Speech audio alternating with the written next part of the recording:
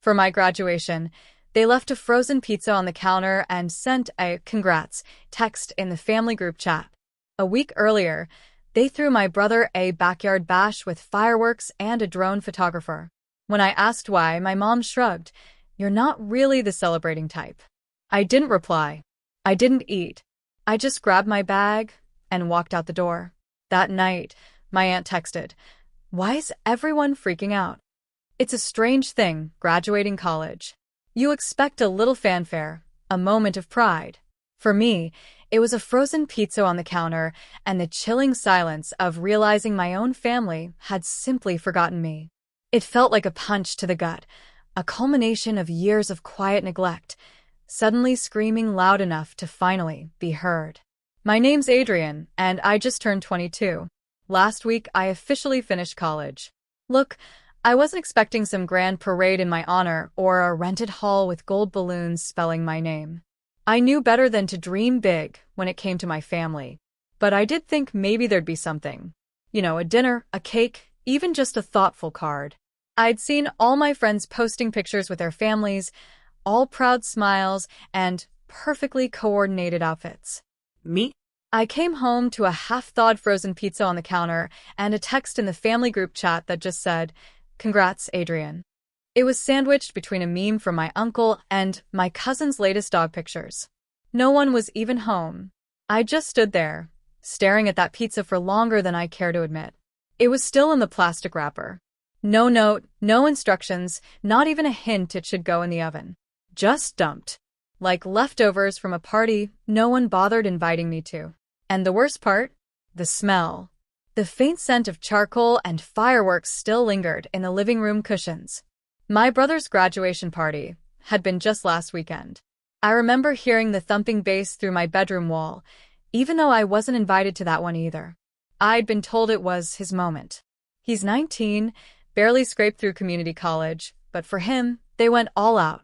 Backyard lights strung everywhere, full buffet catering, and I swear to God, a drone hovering around like it was filming the trailer for a Netflix special. I watched it all from my window, his friends piling in, mom fussing over cupcakes shaped like tiny diplomas, dad flipping burgers like it was the 4th of July. I never said anything. I just kept packing up my dorm stuff quietly. I didn't want to make it about me. That's what they always said I did. Growing up, anytime I asked for anything, attention, space, help, I was told I was starting drama or being difficult. Even as a kid, I was the one who could entertain himself. My brother Lucas always needed the room to revolve around him, and it always did. He had sports trophies, handmade birthday banners, surprise just because gifts. I had space. The kind that echoes. So yeah, when I walked through the door that day and saw that pizza, the kind I used to eat in high school when they forgot to make dinner, I just stared. And when my mom finally came home an hour later, talking on the phone and laughing like it was any other Wednesday, I asked her, "So, no one wanted to do anything for my graduation?" She didn't even look at me at first. Just shrugged, tossed her bag on the couch, and said, "You're not really the celebrating type, are you?" Like it was a compliment. Like she was letting me off easy. I didn't reply. I didn't even blink. I just turned, walked to my room, and zipped up the bag I hadn't unpacked yet from moving out of my dorm. I had already taken everything important with me anyway. My laptop, my degree, and the envelope of cash I'd saved from tutoring and part-time shifts. It wasn't a lot, but it was enough to get me somewhere else. I walked past her without a word. Past the pizza, still on the counter. Past the congrats text, still pinned at the top of the group chat, no one had followed up on. I didn't slam the door. I didn't make a speech. I just left. Sometimes the loudest moments are the quiet ones. That night, I checked into a small hotel about 30 minutes away. Nothing fancy, just 4 walls and silence. It was the first time in years I didn't have to brace myself before walking into a room. No tension. No eyes rolling when I opened my mouth. No passive-aggressive digs masked as jokes. Just a bed, a lamp, and me. Around midnight, my phone buzzed. One notification, a text from my Aunt Carla. Why is everyone freaking out? No greeting, no emojis, just that. I stared at it, wondering what they were saying, wondering if Mom was telling everyone I'd run off again, the way she used to say it when I took long walks to clear my head and came back to accusations of being dramatic. I thought about replying. Just something short. Maybe I'd type, "Ask the pizza." But I didn't. I put the phone down and looked at the ceiling, the weight of it all pressing on my chest like a stack of unfinished conversations. I hadn't cried. Not yet. But I felt the water rising just under the surface, waiting for the right crack to spill through. The next morning, there were more messages. Some from my cousin. One from Lucas, just a question mark. Then from my dad. "What's this about leaving? Call your mother." The only one that stuck out came a few minutes later from Mom herself. It said, "We didn't mean to make you feel that way." Not, "We're sorry." Not, "We were wrong." Just that vague, safe phrase, the kind that puts the blame on how I felt instead of what they did. I didn't respond. Instead, I pulled out my laptop and opened a blank document. At the top, I typed a title, "Everything They Don't Know I Paid For." I started writing. Tuition. Groceries. Lucas's broken laptop I replaced without telling him. Dad's overdue credit card that mysteriously got cleared. The electric bill when Mom forgot it in January. All the times I kept the lights on literally and metaphorically and asked for nothing in return. They didn't know because I never made it about me. Because I thought they'd notice eventually. Because I thought family worked like math. You give, you get. But in our house, the equation never balanced. And I was tired of it. The next entry in that list wasn't a payment. It was a plan. One they'd never see coming. The first time I ever considered pulling away financially, it felt like betrayal, like I was being petty or vengeful. But sitting in that tiny hotel room, replaying that shrug and those 7 words, "You're not really the celebrating type," something inside me finally clicked into place. It wasn't revenge. It wasn't about getting even. It was about finally letting go of people who never held me. I spent the next day in the hotel lobby, headphones in, noise-canceling the world as I went line by line through my online banking. It was almost funny how many recurring charges were tied to them. Netflix, my brother's email, Spotify, my mom's, the phone plan, of course, still under my name, a group family package I'd taken over in college because you're better with tech stuff. The water bill, electricity, the cloud storage everyone used to dump their endless photo backups. Mine. I'd never thought twice about it. I just paid quietly like I always did. That evening, I set a reminder. 3 days from now, cancel everything. Not out of spite, but because it was time. 2 days passed with silence from me. But my phone? It didn't stop. My mom sent longer and longer messages, each one trying to sound more composed, but bleeding through with desperation. At one point, she even called me by a nickname she hadn't used since I was a kid. That stung not because I missed it, but because I knew she only dusted off affection when she wanted something. Like her love was stored in a cabinet marked "Emergencies Only." Lucas tried calling too just once. Left a voicemail. It started with, "Yo, man.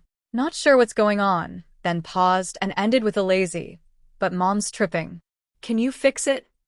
Fix it. Like I was the janitor of their dysfunction. That night, I sent one email. Just one. To my boss at the tutoring center, where I'd worked part-time throughout college. She'd once offered me a full-time role if I ever stuck around. I asked if the offer still stood. Her reply came in an hour. "Still yours if you want it. We're opening a new satellite branch. You have your own office." I stared at the screen for a long time. My own office. No fireworks, no drone footage, but it felt more real than anything my family had ever handed me. The next morning, I canceled the family phone plan. I got a message almost instantly. "Your device has been disconnected." Then a second. "Unable to authorize payment. Insufficient funds." That one was from the electric company. By noon, I had emails from 3 different customer support agents asking if I was sure I wanted to cancel these shared services. I clicked yes on every one of them. Then I shut off my phone. Not forever, just for a day. That evening, I rented a car and drove 2 hours north to check out the new tutoring branch. Small town, decent population, quiet streets. A single coffee shop on the corner with a handwritten chalkboard menu, and a barista who actually made eye contact when she spoke. I ordered a latte and sat by the window, watching the sunset through a row of sleepy trees. The whole time, I wondered if they were still trying to call, but I also didn't care. Back at the hotel, my email inbox had exploded. Since the phone plan was down, they'd found my work email, my backup Gmail, even my LinkedIn. There was a message from my dad. Short, cold, calculated. You're being immature. Family has ups and downs. You don't walk away from it. I read that twice. Ups and downs. Funny how they only noticed the downs when I stopped lifting them.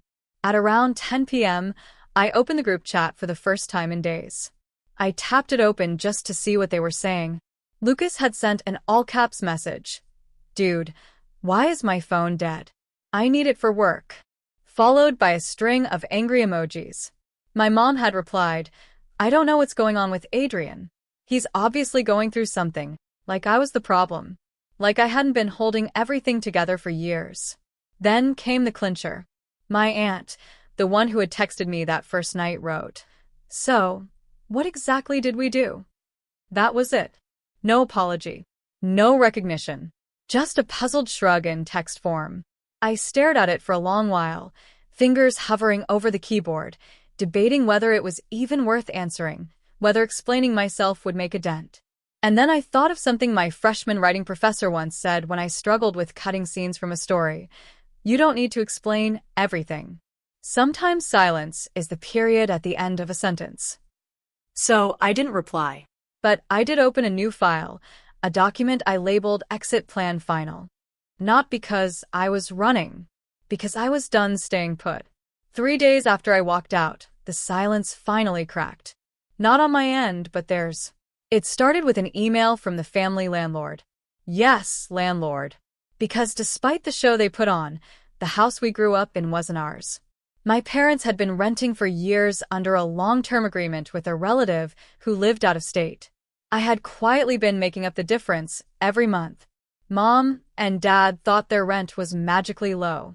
No, it was subsidized by me ever since I found a copy of the overdue notice in our junk drawer 2 years ago. That email now said, Payment not received. Contract at risk of default. Please respond immediately. That was the first domino. And when it tipped, everything else followed. Lucas, for all his attitude and ego, still used my Spotify Premium. Suddenly, he couldn't play his gym playlists. My dad's credit card, which had been magically improving since I began paying it off bit by bit, got declined. And Mom ran into the biggest wall. She called her stylist and got told her appointment was canceled due to non-payment of the subscription plan they'd signed her up for through my account. The messages that followed turned from confusion to rage. Adrian, what is going on? Why are you doing this? Call me now. You think this is funny? You're being cruel. I wasn't laughing. In fact, I was sitting in a small rental apartment, sipping tea on a couch I'd just bought secondhand, staring at those texts as if they belonged to a version of my life that I'd already walked away from. The tutoring center had offered to help cover moving costs. They even let me pick my own hours.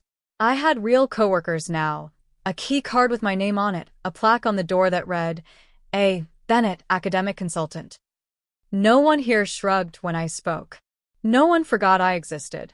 And yet I could still feel their grip tugging. That guilt. That invisible leash that years of being the responsible one had knotted around my throat. It wasn't enough to leave. They needed me to feel bad for leaving. That's what the next wave of messages was about. My mom switched tones like she was flipping through radio stations.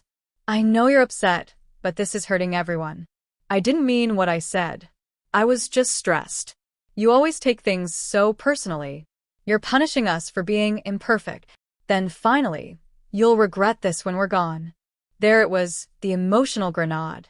She didn't know how to say sorry, so she reached for fear instead. But I didn't bite.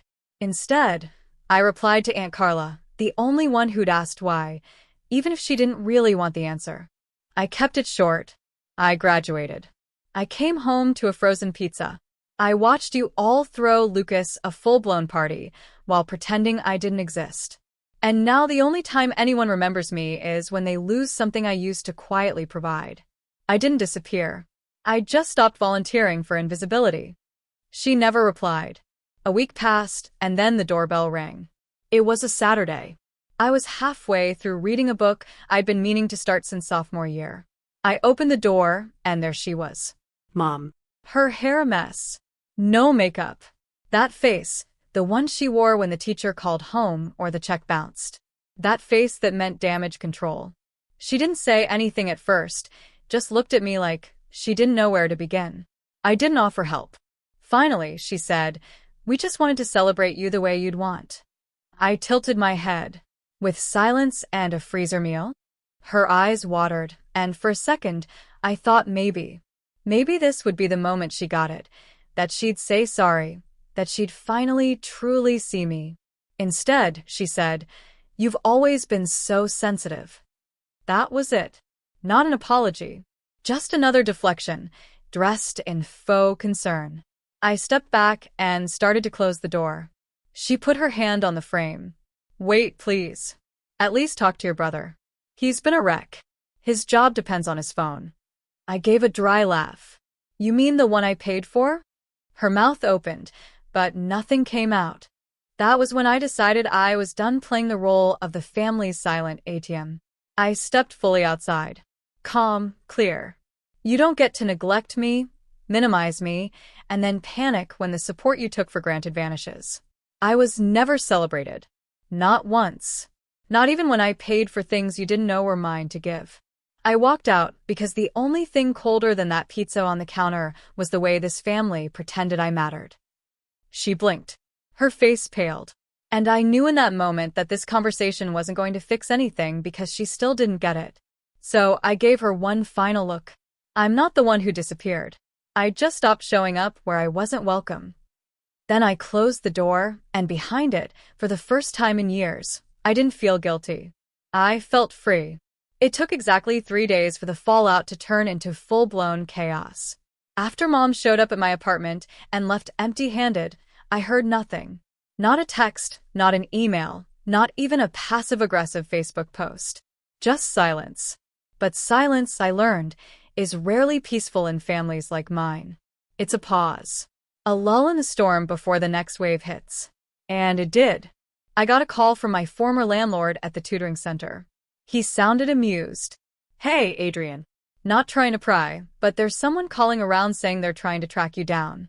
A woman, emotional, left a message saying it was urgent, but didn't say what it was about. "Thought you should know." I thanked him, already knowing who it was. That same day, I opened my laptop and checked the shared family Google Drive. It was still linked to my email, one of the last things I hadn't touched. Inside, buried in a folder named Home Stuff, I found copies of unpaid utility bills, rent notices, and something new, a scanned letter from a collection agency. My name wasn't on it, but I'd seen enough of these before to know where it was headed. I logged out. Later that night, Lucas tried to call me using someone else's number. When I answered, there was a pause.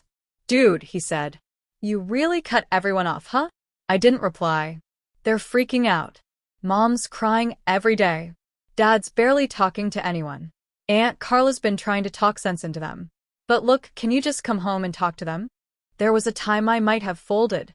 I might have heard the word crying and mistaken it for remorse. But I'd sat with this too long. I knew better now. "You mean the same mom who couldn't even heat up a pizza on the day I graduated? She didn't mean it like that."